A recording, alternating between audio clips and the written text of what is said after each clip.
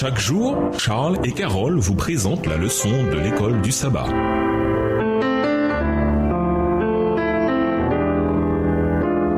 Bienvenue à votre émission. Dieu nous parle. Voilà leçon 9. Réconciliation et espérance. Étude de la semaine. Colossiens 1, verset 21 à 29. Éphésiens 5, verset 27. Éphésiens 3, verset 17. Romains 8, verset 18. Éphésiens 1, verset 7 à 10. Éphésiens 3, verset 3 à 6. Et Proverbe 14, verset 2. Verset à mémoriser. Celui qui n'a pas connu le péché, il a fait pour nous péché, afin qu'en lui nous devenions justice de Dieu. 2 Corinthiens 5, le verset 21. Paul poursuit sur le thème de la réconciliation qui a été en évidence de manière si frappante dans Colossiens 1, verset 20, voir leçon 8 jeudi. Puis il décrit sa portée cosmique, tandis que ce qui suit devient personnel et individuel. Par sa mort sur la croix, Jésus a mené à bien la réconciliation pour tous et pour tout, notamment les humains qui étaient éloignés de la vie de Dieu à cause du péché, mais qui, désormais, par Jésus, ont été réconciliés avec lui par la foi. Le processus de réconciliation individuelle est examiné dans le passage de cette semaine. Comme pour la sphère cosmique, c'est par le biais de la mort de Christ que cela se produit. Sur le plan individuel, la croix, loin d'être un symbole passif, devient une réalité active. L'amour de Dieu nous transforme tandis que nous entendons l'Évangile et que nous recevons Christ lui-même, l'espérance de la gloire. Paul parle également du mystère qui a été caché de tout temps et à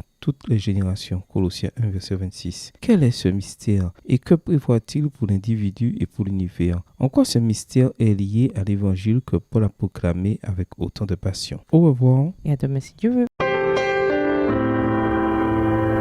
Dieu nous parle. Chaque jour, Charles et Carole vous présentent la leçon de l'école du sabbat.